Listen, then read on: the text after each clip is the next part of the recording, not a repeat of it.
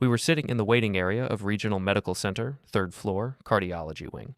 The chairs were that particular shade of blue that hospitals think is calming, but really just looks like surrender. I'd been there for 3 hours waiting for test results that could have been delivered in 20 minutes. Brian sat across from me, legs crossed, wearing khakis and a polo shirt like he'd just come from a sales meeting, which he probably had.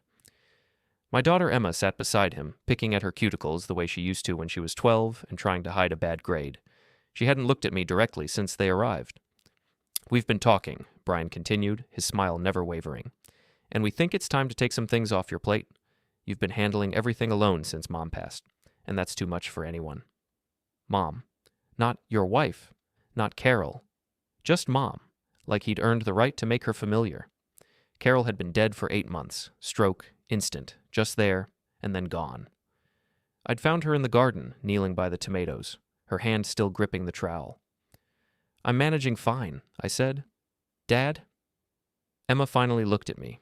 Her eyes were red-rimmed, but I couldn't tell if it was from crying or from lack of sleep. "You had chest pains last week. That's why you're here." "Indigestion." "The doctor doesn't think so." "The doctor is being cautious. That's what they do." Brian leaned forward, elbows on his knees, hands clasped. It was his concerned pose. I'd seen him use it before, usually when he was about to explain why something I wanted wasn't practical. "Ron, we've already spoken with Dr. Mehta. She's concerned about your stress levels." I felt something cold settle in my stomach. "You spoke with my doctor." "Emma did. She's listed as your emergency contact. For emergencies, not for casual conversation." "This isn't casual," Brian said. His smile had shifted slightly. Still there, but tighter, more patient. "We care about you. We want to make sure you're taken care of." There it was, that phrase. Taken care of. I looked at Emma. "You gave him access to my medical information." She wouldn't meet my eyes again. "I gave them permission to discuss your condition because I'm worried about you. You won't tell me anything. You just say you're fine, but you're not fine. You're exhausted. You're alone in that house. I'm what? You're not young anymore." The words hung in the air between us. Not young anymore. As if I'd failed to notice. As if every morning when I bent down to tie my work boots and felt my back protest wasn't a reminder. As if the gray in what was left of my hair was invisible to me. "I'm aware of my age," I said quietly. Brian stood up. "We should let you rest, but we'll talk more about this at dinner on Sunday, okay? Emma's making pot roast." I didn't remember agreeing to Sunday dinner. They left together, Brian's hand on Emma's lower back, steering her toward the elevators. She glanced back once, but Brian said something and she looked away. I sat in that blue chair for another 40 minutes before a nurse called my name. Dr. Mehta was a small woman with efficient movements and no time for bullshit. She pulled up my chart on the computer and frowned at the screen. "Your tests came back mostly normal," she said. "Some arterial narrowing, but nothing that requires immediate intervention. I want you on a low-dose aspirin and we'll monitor it." "That's it?" "That's it for now. But Mr. Hastings, your daughter expressed some concerns about your living situation." There it was again, that cold feeling. "What concerns?" "She mentioned you're living alone, working long hours, not eating regularly. She's worried about your ability to manage if something happens." "If something happens, I'll handle it." Dr. Mehta looked at me over her glasses. "You had an episode of chest pain severe enough to bring you to the ER. That's something happening. And you just said it's manageable. With changes. Rest, stress reduction, a support system." She typed something into the computer. "I'm going to note in your file that we discussed lifestyle modifications and the importance of family involvement in your care plan." Family involvement. It's standard protocol for patients your age with cardiovascular concerns. I stood up. I'm 62, not 90. I run a logistics operation with 140 trucks on the road every day. I don't need family involvement. "Mr. Hastings?" Her voice was gentler now, which somehow made it worse. "I understand this is difficult, but your daughter cares about you. Let her help." I left without responding. The parking garage was 6 levels deep, and I'd parked on the bottom floor out of habit. The Suburban was 15 years old, but ran like I'd bought it yesterday because I maintained it myself. Oil changes every 3,000 miles. Tires rotated every 6. Fluids checked weekly. It was black and boxy, and Emma had been after me to replace it with something more sensible for 2 years. I sat in the driver's seat and didn't start the engine. Through the windshield, I could see the concrete support pillars marching away into shadow. Fluorescent lights buzzed overhead. Somewhere in the distance, a car alarm chirped once and went silent. Brian's words played back in my head. You don't need to worry about anything anymore. Not, we'll help you. Not, we're here if you need us. You don't need to worry. As if worry was something I'd been doing wrong. As if concern for my own life was a burden they were generously lifting from my shoulders. I pulled out my phone and opened my email. Scrolled back through the last few weeks. There, 3 days ago. An email from Emma with the subject line, Dad's Medical Info. I opened it. It was addressed to Dr. Mehta and CC'd to Brian. It outlined concerns about my cognitive state, my refusal to accept help, my increasing isolation. It was dated 2 weeks before my chest pain started. I read it twice, then I checked the metadata. It had been sent at 9:47 p.m. on a Tuesday. I knew that Tuesday. I'd had dinner with Emma and Brian that night. Pot roast. Emma had asked me detailed questions about my routines, my work schedule, my sleep patterns. I'd thought she was just being attentive. She'd been building a case.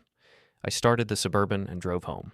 The house was in a subdivision that had been built in the 70s when people still believed in big yards and single-story ranch layouts. Carol and I had bought it in 1989 for $78,000. It was worth maybe $320,000 now, if you believed the Zillow estimates. 3 bedrooms, 2 baths, a 2-car garage I'd converted into a workshop. The lawn needed mowing. The flower beds Carol had loved were overgrown with weeds. I pulled into the driveway and noticed immediately that something was wrong. The motion sensor light above the garage door was on. It was 3:30 in the afternoon. The sensor was set to activate only after dark. I sat in the Suburban with the engine running and watched the house.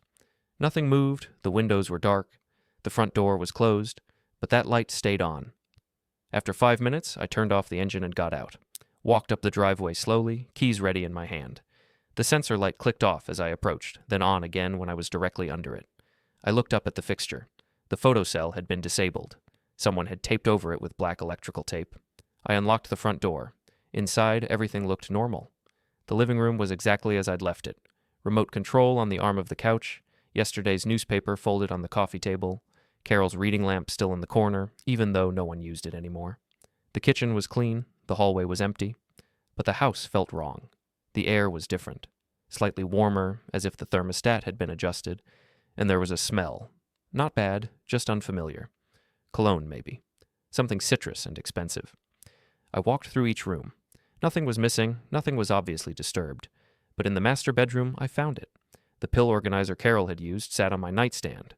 She died with 2 weeks of medication still sorted into their little compartments. I'd left it there, unable to throw it away, unable to look at it. Now it was gone. In its place was a new organizer, white instead of blue, with my name written on a label in Emma's handwriting. The compartments were filled, morning and evening doses, every day for the next week. I picked it up and opened the first compartment. 3 pills. One was the low-dose aspirin Dr. Mehta had mentioned. The other 2 I didn't recognize. I went to the bathroom and found the medicine cabinet reorganized. There were new bottles, a statin, an anti-anxiety medication, something called trazodone that the label said was for sleep, all prescribed by Dr. Mehta, all dated today, all filled at the CVS 2 miles away. I hadn't been to that CVS. I hadn't picked up any prescriptions. But someone had. I went back to the kitchen and checked the refrigerator. New groceries, low-sodium soup, pre-cut vegetables, meal replacement shakes. The beer I'd had in the door was gone. The leftover pizza from Friday was gone. Even the hot sauce I kept on the top shelf had been removed. In the drawer by the sink, where I kept takeout menus and miscellaneous junk, there was a new folder. Inside was a schedule. Daily routine, printed on cream-colored paper. Wake time, 6:30 a.m. Breakfast, 7 a.m. Medications, 7:30 a.m. It went on like that hour by hour, including designated rest periods, and a note that dinner would be delivered by Emma or Brian 3 times a week. At the bottom of the schedule, in Brian's handwriting, "We're here to help. Just follow this and everything will be easier." I stood in my kitchen holding that piece of paper and felt something I hadn't felt since Carol died. Fear. Not the sudden fear of a threat. The slow fear of realizing you're already trapped. I pulled out my phone and called Emma. It rang 4 times before she answered. "Dad, are you okay? Did you go into my house today?" A pause. "We picked up your prescriptions and dropped off some groceries. We knew you'd be tired after the hospital." "You disabled the motion sensor." "It was malfunctioning. Brian fixed it." "You threw away my food?" "Dad." Her voice had that careful tone again. the one she used when she thought I was being unreasonable. That pizza was 3 days old. We're just trying to help. I didn't ask for help. You don't have to ask. We're family. You went through my house without permission. We have a key. You gave it to us for emergencies. This isn't an emergency. Dad, louder now. You had chest pains. You're alone. You're not taking care of yourself. Someone has to. I'm taking care of myself fine. You're not. And if you can't see that, then that's part of the problem. The line went dead. I stood there with the phone in my hand and realized something that should have been obvious from the start. They weren't helping me. They were replacing me. Before we go any further, hit the hype button, take a second to subscribe and like the video. It really helps the channel grow. And tell us in the comments, what would you do in this situation? Sunday dinner was at 6. I arrived at 5:45, early enough to catch them off guard, but late enough that I couldn't be accused of being difficult. Emma and Brian lived in a new development on the north side of town, the kind where all the houses looked the same except for the color of the shutters.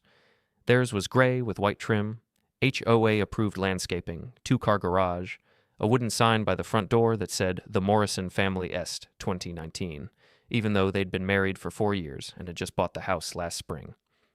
I parked on the street instead of the driveway. Brian's Audi was in its usual spot, detailed and perfect. Next to it was a silver Lexus I didn't recognize. Emma answered the door before I could knock. She was wearing an apron and a smile that didn't quite reach her eyes. Dad, you're early. Traffic was light. She stood in the doorway for a moment too long, as if deciding whether to let me in, then stepped aside. Pot roast is almost ready. We have company. I see that. The living room was arranged like a magazine spread. Leather couch, chrome lamps, abstract art on the walls that looked expensive and meaningless. Brian was standing by the fireplace with another man, both holding glasses of red wine. The stranger was younger, maybe 35, with the kind of haircut that cost $60 and the posture of someone who'd never done physical work in his life. Brian's smile activated the moment he saw me. Ron, good to see you. This is Eric Vance. He's a colleague from the firm. Eric extended his hand. His grip was firm but careful, like he'd practiced it. Mr. Hastings, I've heard a lot about you. I didn't ask what he'd heard. What firm? Financial planning, Brian said. Eric specializes in estate management and elder care transitions. There it was, elder care transitions. I'm not transitioning anywhere, I said. Of course not. Eric's smile never wavered. Brian just mentioned you might have some questions about long-term planning. It's never too early to think about these things. It's not Sunday dinner conversation. Dad, Emma's voice from the kitchen, warning me. Brian gestured toward the couch. Let's sit. Emma's been cooking all day. We sat. I took the chair by the window. Brian and Eric took the couch. Emma brought out appetizers, cheese and crackers arranged in a circle, grapes, some kind of spread that probably cost $12 at Whole Foods. So Ron, Eric said, leaning back like we were old friends, Brian tells me you run a logistics company. I do. That must be demanding work. It is? Long hours, I imagine. Lots of stress. I manage.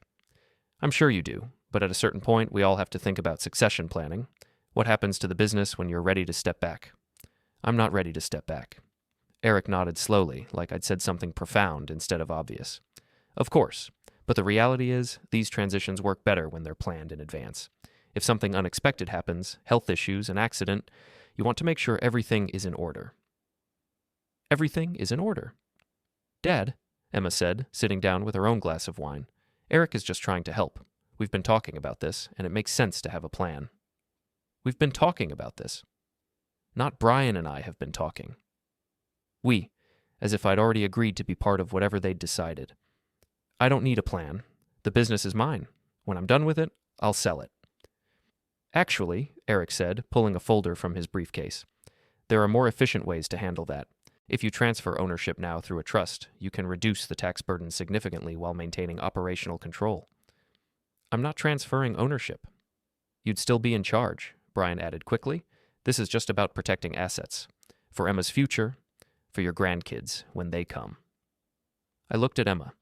She was staring into her wine glass, jaw tight. You don't have kids, I said. Not yet, Brian said, but we're planning for the future. And part of that future includes making sure you're taken care of. That's where Eric comes in. Eric opened the folder. Inside were documents. Multiple pages, dense text, highlighted sections. This is just a preliminary trust agreement. Nothing binding. But if you look at page 3, you'll see the structure. You'd be listed as primary beneficiary during your lifetime, with Emma and Brian as successor trustees in the event of incapacity. Define incapacity. Standard medical determination. 2 physicians would need to certify that you're unable to manage your affairs. And who chooses the physicians? Eric's smile flickered. That would be outlined in the trust document. Typically, the successor trustees would coordinate with your primary care physician. Dr. Mehta, if that's your preference. I set down my water glass. Dr. Mehta already thinks I need help managing my life. Emma made sure of that. Dad! Emma's voice was sharp. That's not fair. Isn't it? You sent her an email about my cognitive state. You told her I was isolated, refusing help, not processing trauma. You built a narrative. Brian's expression hardened. We're concerned about you. That's not building a narrative. That's being a family. Family doesn't reorganize your house without asking. We picked up prescriptions and left groceries. You're making this into something it's not. And the schedule? The hourly routine you printed out and left in my kitchen? Emma stood up. You need structure. You need help. And if you're too stubborn to see that, then yes, we're going to make sure you get it anyway. The room went silent. Eric was staring at his folder, pretending not to hear. Brian's jaw was tight. I think, Eric said carefully, this might be better discussed another time, when everyone's had a chance to. I'm not signing anything, I said, standing up.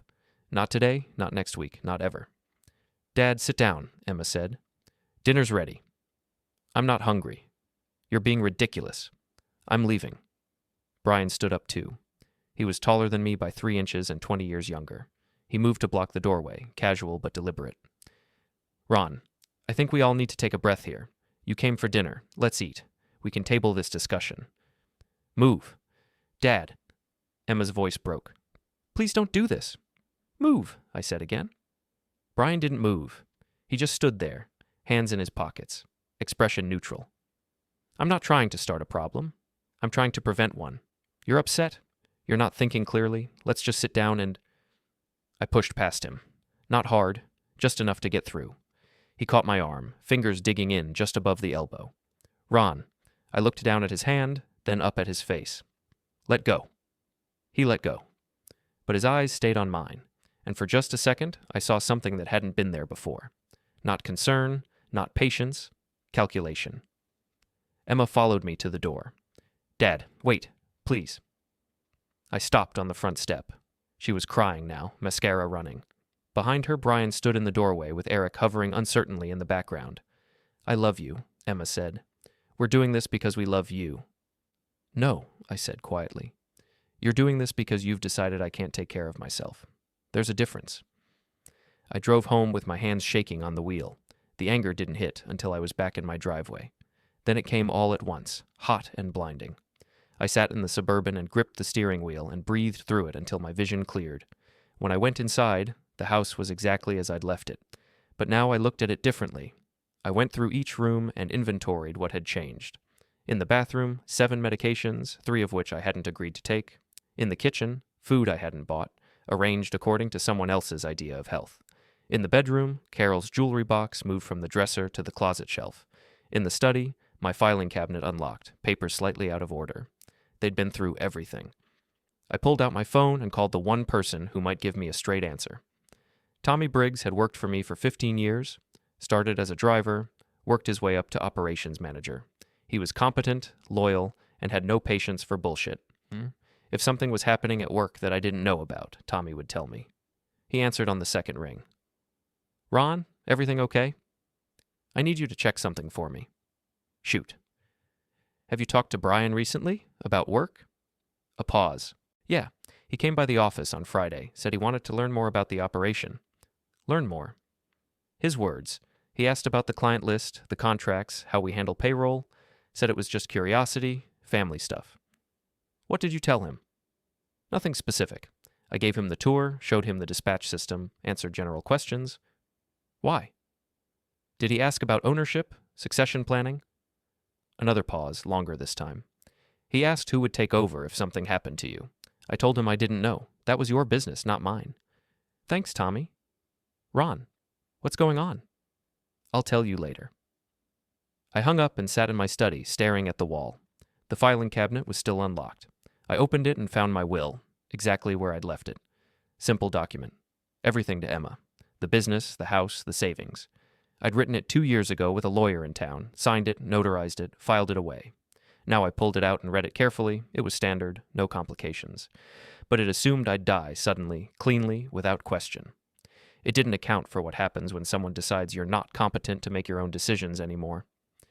I thought about the trust documents Eric had brought, the language about incapacity. 2 physicians would need to certify. But Emma had already started building that case with Dr. Mehta, and if they pushed hard enough, found the right doctors, made the right arguments, I could be declared incompetent without ever being sick. At 9:00 p.m., my phone rang. Emma, I let it go to voicemail. She called again at 9:15, again at 9:30. At 10 Huanqiu, Brian called. I let them all go to voicemail. Finally, at 10:45, Emma texted, "Dad, please pick up. We need to talk. I'm worried about you." I typed back, "I'm fine. Need space." Her response came immediately. "That's what I'm afraid of." I turned off my phone and went to bed. But I didn't sleep. I lay in the dark and thought about that moment in Brian's doorway when he'd grabbed my arm, the pressure of his fingers, the look in his eyes. He hadn't been trying to calm me down. He'd been testing how far he could go. And I'd done exactly what he'd wanted. I'd gotten angry. I'd made a scene. I'd given them evidence that I was unstable, unreasonable, refusing help. I'd played into the narrative they were building. At 3 a.m., I got up and went to the garage, found my toolbox and pulled out the socket set Carol had given me for our 25th anniversary. Expensive, professional grade.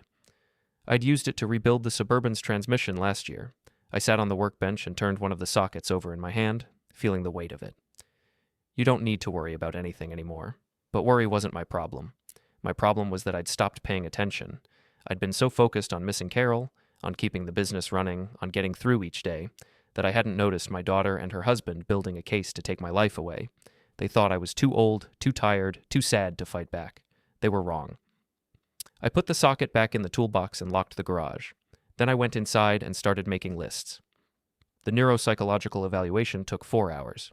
Memory tests, pattern recognition, verbal fluency, executive function assessments. The psychologist was a woman in her 50s who asked questions in a flat, clinical tone and recorded my answers on standardized forms. Who is the current president? What year is it? Count backward from 100 by sevens. I answered everything correctly. When she asked me to draw a clock showing 3:15, I drew a perfect clock. When she asked me to remember a list of words and recall them later, I remembered all 12. At the end, she set down her clipboard. "Mr. Hastings, may I ask why you requested this evaluation?" "I want documentation that I'm cognitively intact." "Are you facing a legal challenge?" "Potentially."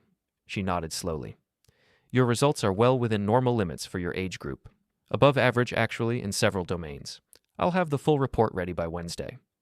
"Can you include a statement that I'm capable of managing my own affairs?" "I can include my clinical findings. Whether that translates to legal capacity is for a court to decide." "Good enough." I went back to the office and found Tommy waiting with more news. "Brian came by again, this morning, around 9. He talked to Jake for about 20 minutes. "What did they talk about?" "Jake says Brian was asking about your health. Whether you seemed forgetful or confused, whether you'd made any mistakes with dispatches or scheduling." "Have I?" Tommy shook his head.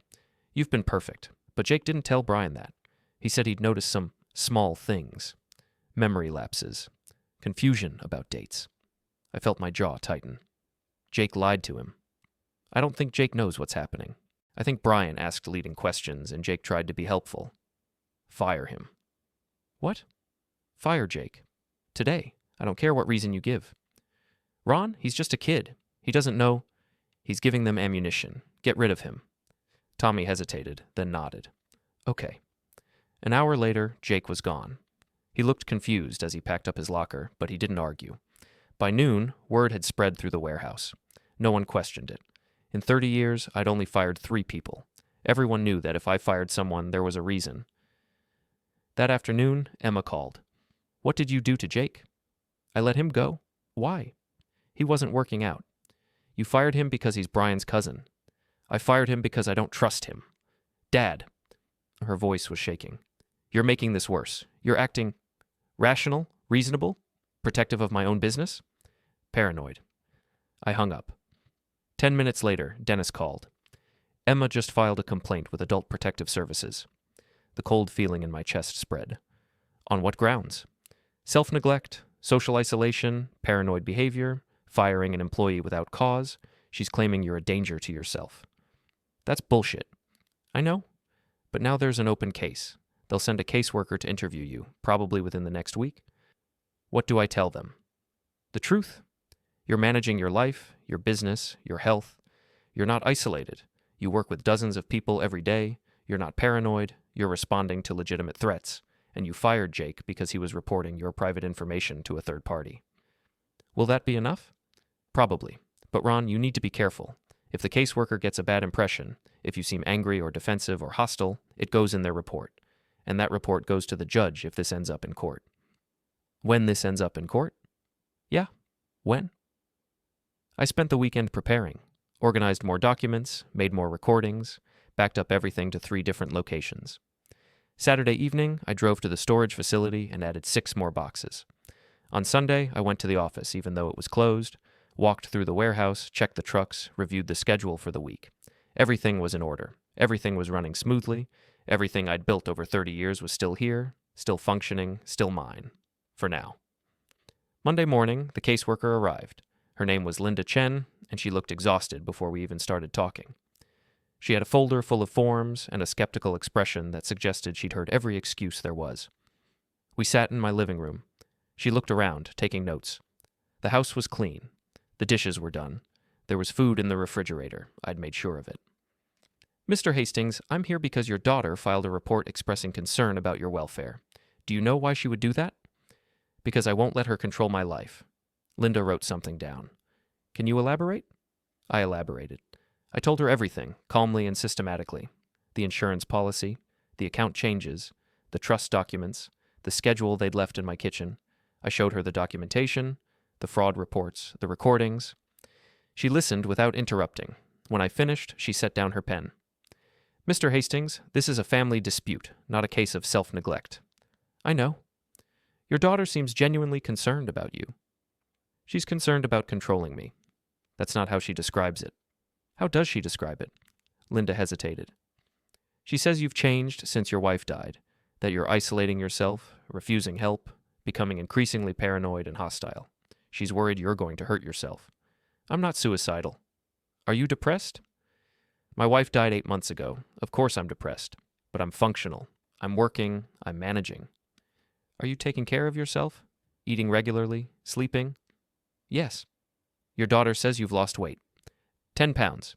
It happens when your spouse dies. Linda made more notes.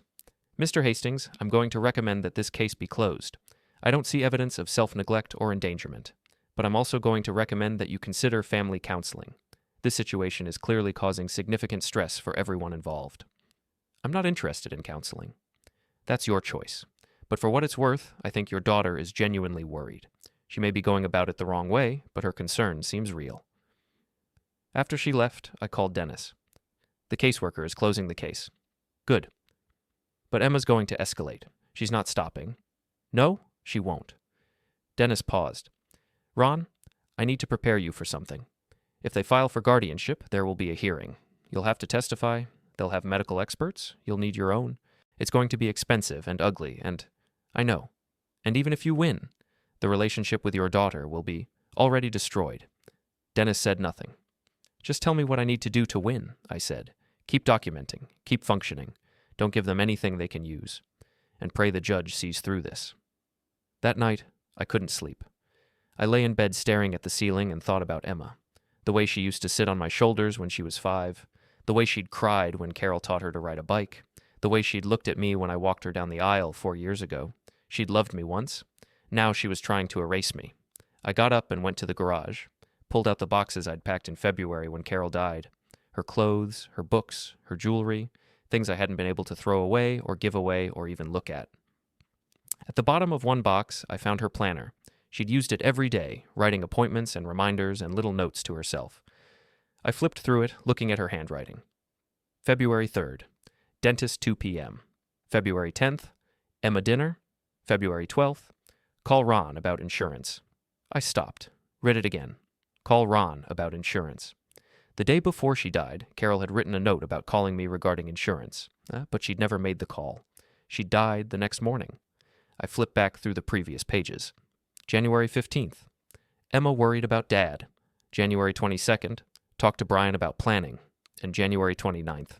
Research trusts. Carol had been part of it. Before she died, she'd been working with Emma and Brian to plan this, to prepare for the possibility that I might need help, to set up the infrastructure that would let them take control. And then she died, and Emma and Brian had kept going without her. I sat on the garage floor holding Carol's planner and felt something break inside me that I hadn't known was still whole. She'd been part of it too, not because she didn't love me, but because she'd decided I couldn't be trusted to take care of myself. I stayed in the garage until sunrise. Then I went inside, showered, and went to work. Tommy took one look at my face and didn't ask questions. He just handed me coffee and said, "What do you need?"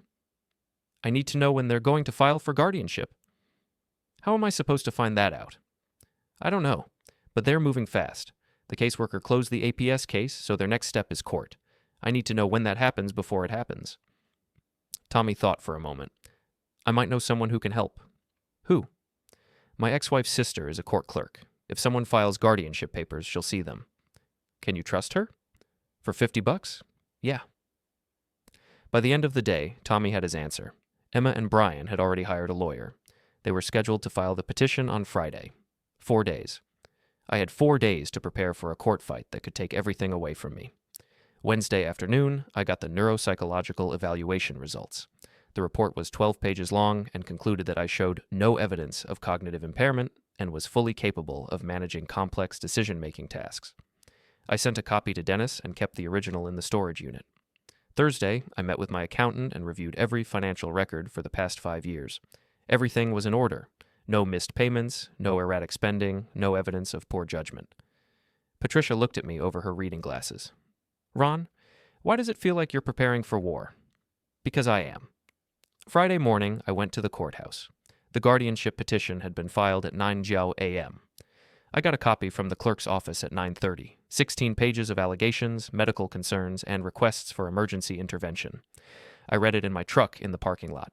They were asking for temporary guardianship, effective immediately on the grounds that I was incapable of managing my person or property, and that delay in intervention poses a significant risk to his health and welfare.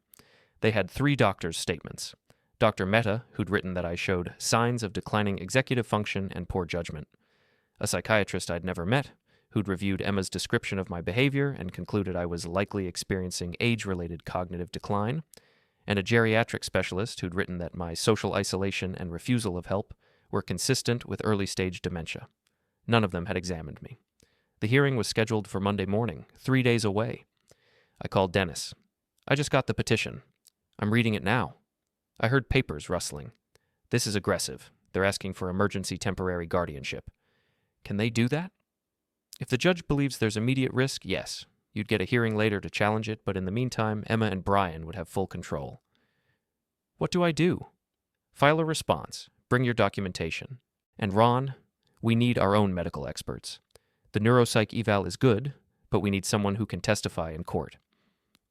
"I'll find someone." I spent the weekend making calls. Found a geriatric psychiatrist willing to do an emergency evaluation. Met with him Saturday afternoon. He asked the same questions as the psychologist, tested the same functions, drew the same conclusions. "There's nothing wrong with you," he said flatly. "Your cognitive function is normal. You're managing your life effectively. This petition is bullshit." "Will you testify?" "Absolutely." Sunday evening, I sat in my living room and reviewed everything one more time. Documentation, medical reports, financial records, witness statements. I had everything I needed to prove I was competent. But I couldn't shake the feeling that it wouldn't matter, because the system wasn't designed to protect people like me. It was designed to err on the side of caution. And caution meant taking away autonomy first and asking questions later. At 10 p.m., Emma called. I answered. "Dad." "What?" "I'm sorry." Her voice was thick with tears. "I'm so sorry. This wasn't supposed to happen like this. We were so scared. And Brian said this was the only way to protect you, and now I don't know what to do because I love you, but I also think..." "You think I'm incompetent." "No, I think you're grieving, and I think you're not seeing clearly, and I think if we don't help you now, something bad is going to happen. Emma, Listen to me very carefully. I am not incompetent. I am not confused. I am not declining. I am responding rationally to a real threat, and that threat is you and your husband trying to take my life away. We're not. You are, and on Monday a judge is going to decide whether you succeed." She was quiet for a long time. Then, "Dad, if you win, if the judge says you're fine, will you ever forgive me?" "I don't know. I love you. I know. That's what makes this so much worse." I hung up. Monday morning came. The courthouse was a squat brick building downtown, built in the 60s with all the architectural charm of a bunker. I arrived at 8:30 a.m. for a 9-hour hearing. Dennis was already there, standing on the steps with his briefcase and his comb-over plastered down with too much gel. "You ready?" he asked. "No." "Good answer. Anyone who says they're ready for this is lying." He pulled out a folder. "Our strategy is simple. We present you as fully functional. We present their petition as financially motivated. We present their medical experts as people who never actually examined you. And we present your medical experts as people who did. And if the judge doesn't buy it, then we lose, and you spend the next 3 months fighting to get your rights back while Emma and Brian drain your bank accounts." Encouraging. I'm not here to encourage you. I'm here to win. We went inside. The courtroom was smaller than I expected. Wood paneling, fluorescent lights, a judge's bench that looked like it had been there since the building opened. There were maybe a dozen people scattered across the gallery. Emma and Brian sat in the front row with their lawyer, a woman in her 40s wearing a gray suit and an expression of professional sympathy. Emma wouldn't look at me. Brian stared straight ahead. We sat on the opposite side. Dennis arranged his papers methodically, like he was preparing for surgery. I just sat and breathed and tried to keep my hands from shaking. At 9 a.m. exactly, the bailiff stood. "All rise. The Honorable Judge Patricia Walsh presiding." The judge was a black woman in her late 50s with short gray hair and sharp eyes. She sat down, reviewed the file in front of her, and looked up. "This is a petition for temporary guardianship filed by Emma Morrison regarding her father, Ron Hastings. I've reviewed the initial pleadings. Ms. Brennan, you represent the petitioner?" Emma's lawyer stood. "Yes, Your Honor." "Mr. Kroger, you represent Mr. Hastings." Dennis stood. "Yes, Your Honor." "Let's begin. Ms. Brennan, lay out your case." Emma's lawyer stood and delivered what must have been a carefully rehearsed opening. He was isolated, refusing help, exhibiting increasingly erratic behavior. He'd fired an employee without cause. He'd made baseless accusations against his own daughter. He'd refused medical recommendations. His doctors were concerned. His family was terrified. And without intervention, he was at risk of serious harm. She said it all with just the right amount of concern in her voice. Not dramatic, just worried, like someone who genuinely cared. The judge listened without expression. When Emma's lawyer finished, Judge Walsh turned to Dennis. "Mr. Kroger, response?" Dennis stood. "Your Honor, this petition is not about protecting Mr. Hastings. It's about controlling him. My client is a fully functional adult who runs a successful business, manages his own affairs, and has the cognitive capacity to make his own decisions. The petitioner and her husband have spent the last 9 months systematically attempting to take control of his assets through fraud, deception, and manipulation. When that failed, they filed this petition. We have extensive documentation proving both Mr. Hastings' capacity and the petitioner's financial motives." Judge Walsh looked at Emma, then at me. "Let's hear from the medical experts. Ms. Brennan, call your first witness." The first witness was Dr. Mehta. She took the stand, was sworn in, and testified that I'd been under her care for 6 years. She described my cardiovascular issues, my stress levels, and her concerns about my resistance to medical guidance. She mentioned the chest pains that had brought me to the ER. She talked about my defensive response when she'd suggested family involvement in my care. Emma's lawyer asked, "Doctor, in your professional opinion, does Mr. Hastings have the capacity to manage his own medical decisions?" Dr. Mehta hesitated. "I have concerns." "What kind of concerns?" "He's resistant to following medical advice. He's isolated. He shows signs of depression and possible cognitive decline." "Have you formally evaluated him for cognitive decline?" "Not formally, no. But based on our interactions and reports from his family, I believe there are warning signs." Dennis stood for cross-examination. "Dr. Mehta, have you ever conducted a cognitive assessment on Mr. Hastings?" "No." "Have you ever referred him for neuropsychological evaluation?" "No." So your testimony regarding his cognitive capacity is based entirely on subjective observation and reports from family members who are financially interested in this outcome? Dr. Mehta's jaw tightened. I'm testifying based on my medical judgment. Medical judgment without medical testing. That's not... No further questions. The second expert was the psychiatrist, Dr. Ronald Kemp. He'd never met me. He'd reviewed Emma's written statement and concluded that my behavior was consistent with paranoid ideation and possible early-stage dementia. Dennis destroyed him on cross-examination. Dr. Kemp, you've never examined Mr. Hastings? No, but I've reviewed... Yes or no, doctor? Have you ever examined Mr. Hastings? No. Have you ever spoken to Mr. Hastings? No. Have you reviewed any medical records other than a single incident report from an ER visit? No. So, your expert opinion is based on a written statement from a woman who stands to inherit millions of dollars if this petition is granted. I'm basing my opinion on the description of behaviors that are consistent with... You're basing your opinion on hearsay. No further questions. The third expert didn't show up. The geriatric specialist had apparently decided not to testify after all. Judge Walsh looked annoyed. Ms. Brennan, where is Dr. Richardson? Your Honor, I apologize. Dr. Richardson had a medical emergency and... You filed this petition with 3 medical experts and only 2 are available to testify? Yes, Your Honor, but we have written statements from...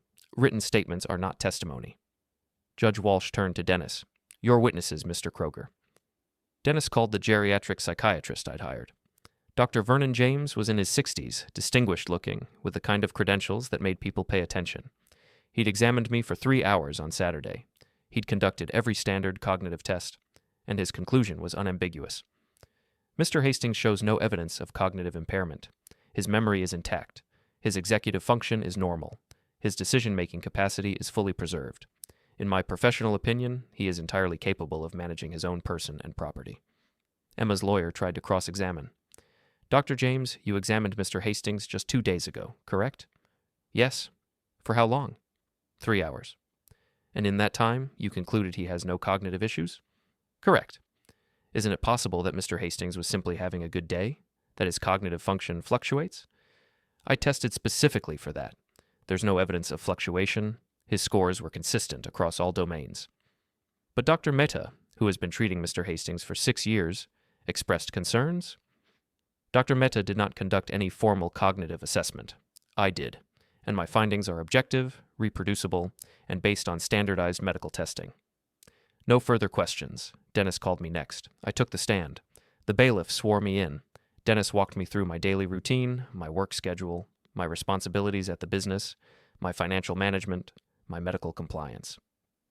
Mr. Hastings, why do you believe your daughter filed this petition? I looked at Emma. She was crying silently, mascara running. Brian had his hand on her knee. Because she and her husband want control of my assets. That's a serious accusation. I have documentation. Dennis handed me a folder. I pulled out the insurance policy, the account changes, the emails. They've been systematically trying to take control of my life for 9 months. When I resisted, they filed this petition. Do you love your daughter, Mr. Hastings? Yes.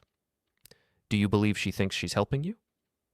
I think she's convinced herself she's helping me. I think her husband has convinced her I'm incompetent, and I think they both want my money. Emma's lawyer stood for cross-examination. She approached the stand with a sad smile. Mr. Hastings, you fired your employee, Jake Morrison. Why? He was reporting my private business information to Brian Morrison. Or was it because he noticed you were becoming forgetful? No. You've lost weight since your wife died, haven't you? Some. How much? 10 pounds.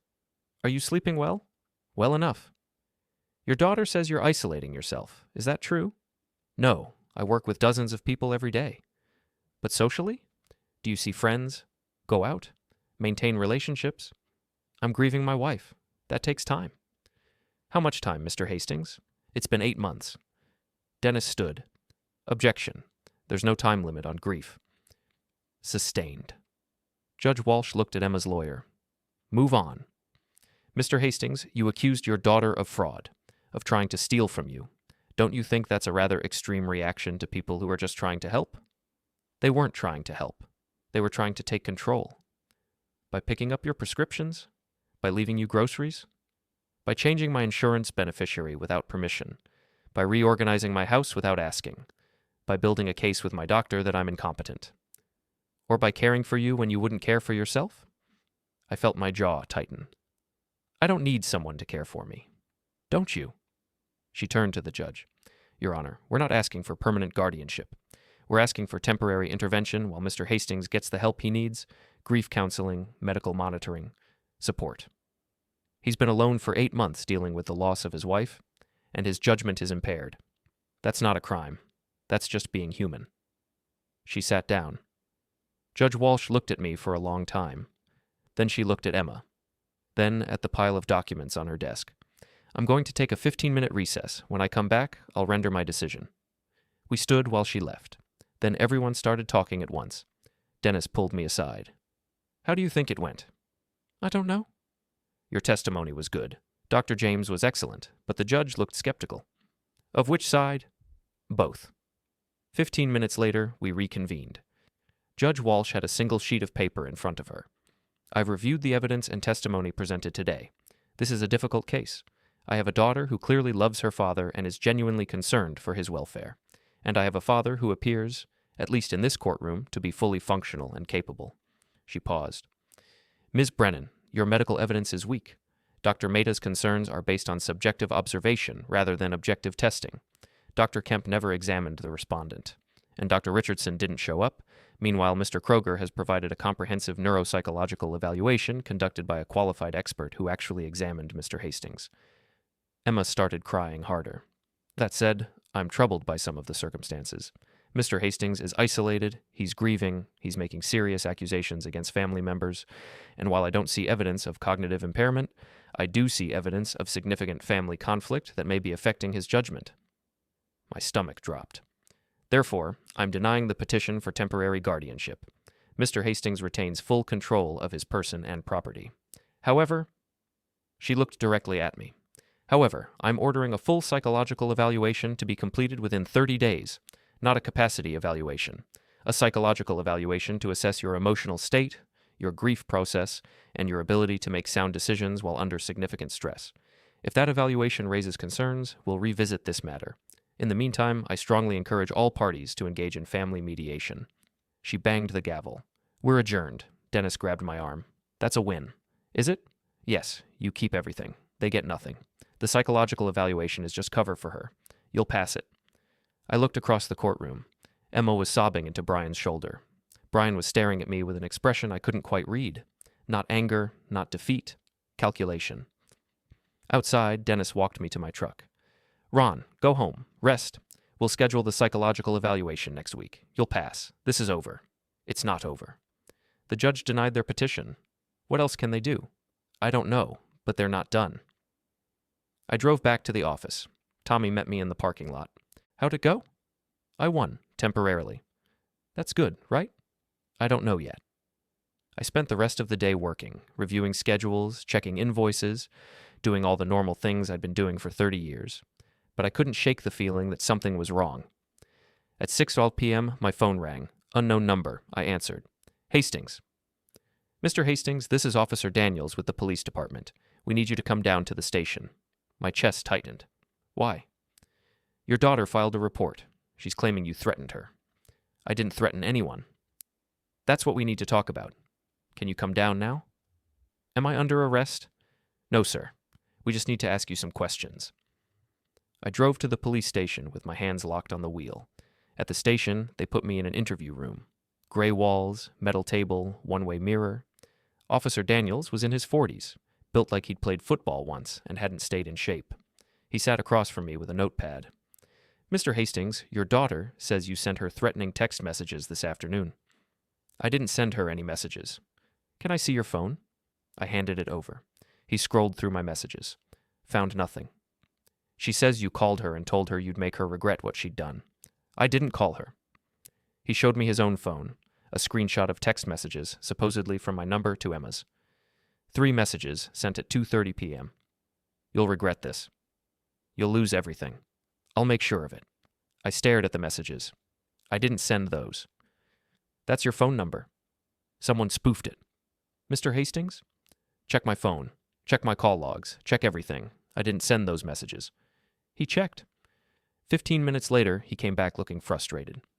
Your phone shows no outgoing messages at that time. Because I didn't send them. Then how did she receive them from your number? Spoofing. It's easy. You can make a text message look like it came from any number. Why would someone do that? To make me look unstable. To support their guardianship case. Officer Daniels studied me. You think your daughter faked these messages? I think her husband did.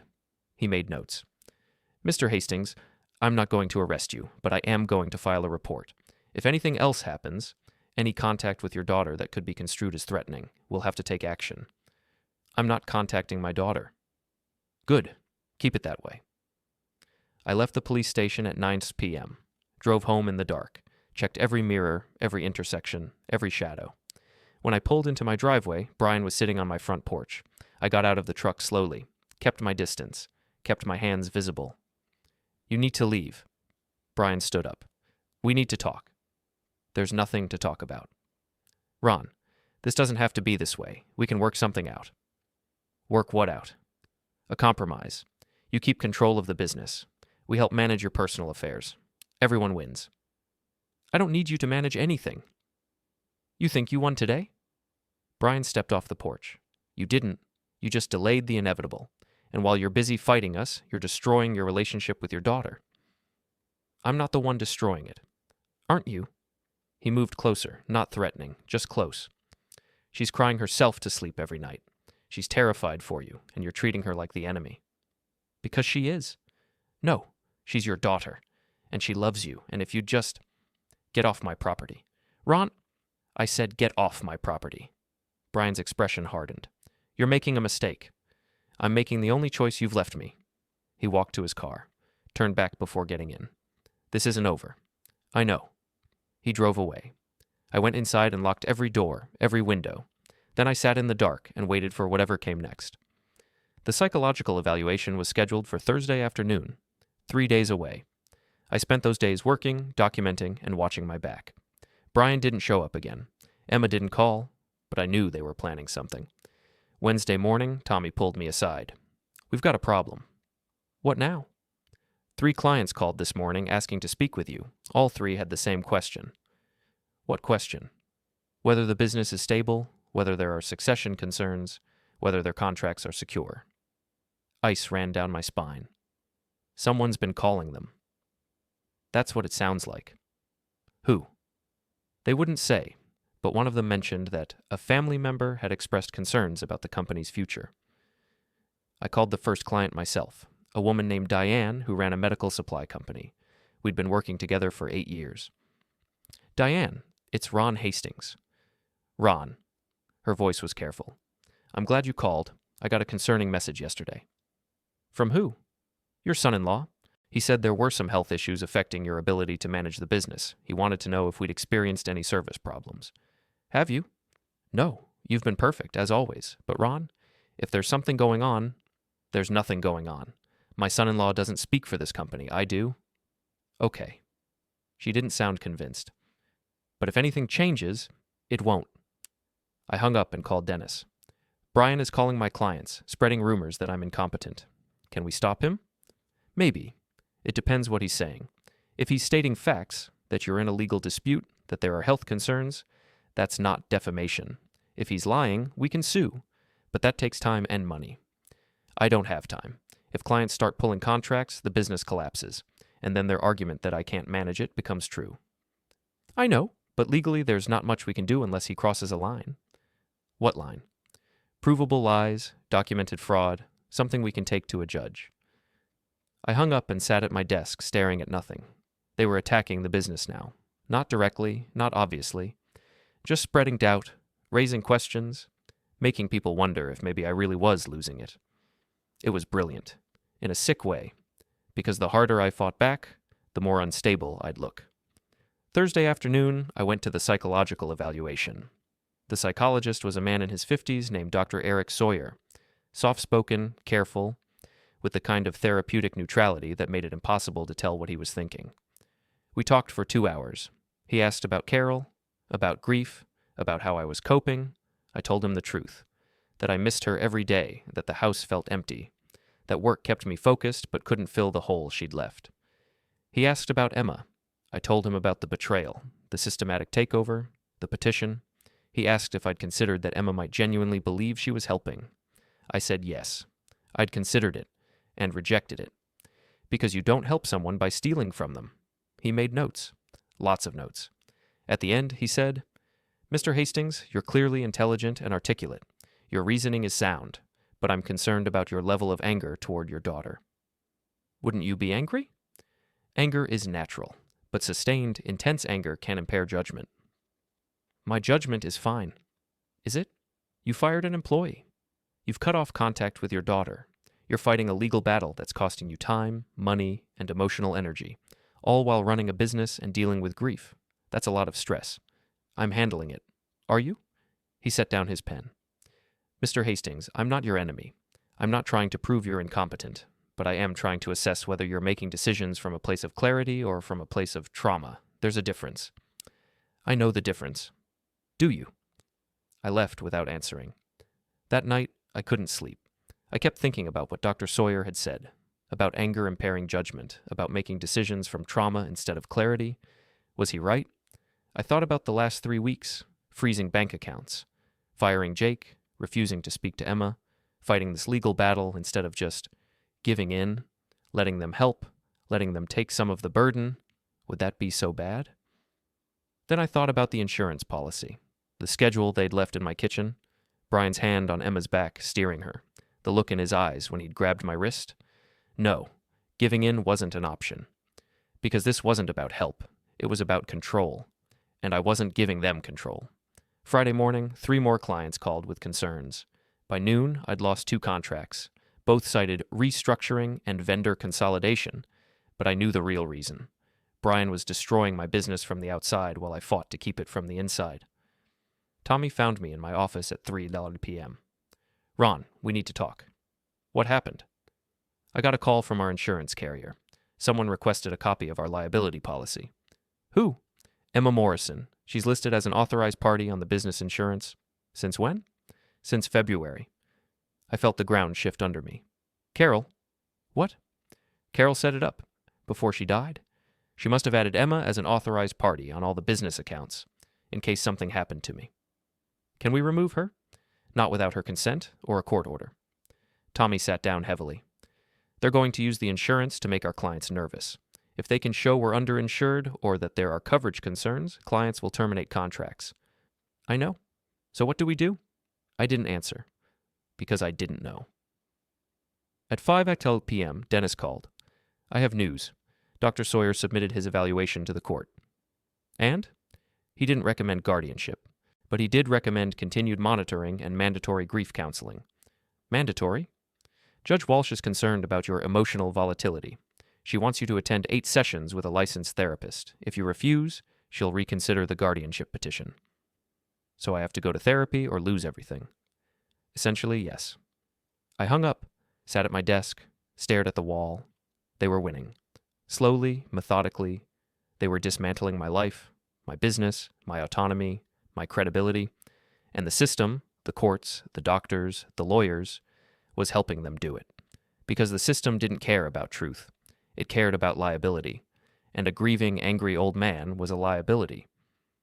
That night, I drove to the storage facility, unlocked Unit 247, stood there looking at all the boxes I'd packed, all the evidence I'd collected, all the documentation that was supposed to protect me. It wasn't enough. I pulled out my phone and scrolled through my contacts, found a name I hadn't called in 15 years. Mike Chen, former Marine, security consultant, the kind of guy who solved problems that couldn't be solved legally. He answered on the 3rd ring. "Ron Hastings. Been a while. I need help." "What kind of help?" "The kind you're good at." Silence. Then, "You in trouble?" "Yeah." "Legal trouble?" "Worse. Family trouble." He laughed. "Those are the worst kind. What do you need?" "Information, surveillance, someone to watch someone." "Who?" "My son-in-law." "You want dirt on him?" "I want to know what he's planning, what he's doing when he's not attacking me in court." "This gonna blow back on you?" "Probably." "Good. I like a challenge." "When do you need it?" "Now." "Give me 48 hours." We arranged payment, cash, off the books. The kind of arrangement that would look terrible if anyone found out. I didn't care anymore. Saturday morning, I went to mandatory therapy. The therapist was a woman in her 30s who looked like she'd just graduated last week. She had a soothing voice and a notebook full of leading questions. "Mr. Hastings, can you tell me how you're feeling today?" "Angry." "Can you tell me more about that anger?" "My daughter tried to have me declared incompetent. My son-in-law is destroying my business. The court is forcing me to be here. That's what I'm angry about." "It sounds like you're feeling a lot of betrayal." "I am." "Have you considered that your daughter might have different intentions than you believe?" "No." "Why not?" "Because I have evidence of her intentions. Documentation, recordings, facts." "But facts can be interpreted different ways." "Not these facts." She made notes. We went back and forth like that for 50 minutes. At the end, she said, "I'd like to see you twice a week instead of once." "Why?" "I think you need more support than you're getting." "Or you think I need more supervision?" She smiled sadly. "Mr. Hastings, I'm not your enemy. I'm here to help you process what you're going through. I've processed it. My daughter betrayed me. That's what I'm going through." "And has that processing led to any resolution? Any peace?" "No." "Then maybe we need to dig deeper." I left feeling worse than when I'd arrived. Sunday, Mike Chen called. "I've got something." "Already?" "Your son-in-law is busy. I followed him all day yesterday. He met with 4 different people. Want to guess what they had in common?" "Tell me." "They're all your business clients. Or they were. Looks like he's pitching them on switching to a competitor." "Which competitor?" "Morrison Freight Solutions." I felt my stomach drop. "That's Brian's company." "Yep, he filed the incorporation papers 3 months ago. Hasn't done any business yet, but he's building a client list." "Using my clients." "Using your client relationships. He's telling them you're unreliable, that your business is failing, that they should move their contracts before you collapse." "There's more. He met with a commercial real estate agent. Looked at warehouse space on the north side. Same size as your operation." I closed my eyes. "He's planning to replace me." "Not just replace, eliminate. He takes your clients, your contracts, your operation. You're left with nothing. Business fails. Emma inherits. He consolidates everything under Morrison Freight." "Can we stop him?" "Legally? Maybe, but it'll take time." "What if we don't do it legally?" Silence. "Then? What are you suggesting?" "I'm not sure yet, but keep watching him. I need to know everywhere he goes, everyone he talks to, everything he's planning." "You're going to do something stupid, aren't you?" "Probably." "Good. Stupid is more fun." I hung up and sat in my truck in the storage facility parking lot. Brian wasn't just trying to control me, he was trying to erase me, take my business, my assets, my life, and rebuild it all under his own name. And Emma was helping him. Maybe she didn't know the full extent. Maybe she thought he was just securing their future. But she knew enough? I thought about what Dr. Sawyer had said, about anger impairing judgment, about making decisions from trauma. He was right. I was making decisions from a place of anger. But anger wasn't impairing my judgment. It was clarifying it. Because I finally understood what I had to do. I couldn't win this legally. The system was broken. The courts, the doctors, the lawyers, they were all designed to protect liability, not people. And as long as I played by their rules, I'd lose. So I had to stop playing by their rules. I started making plans.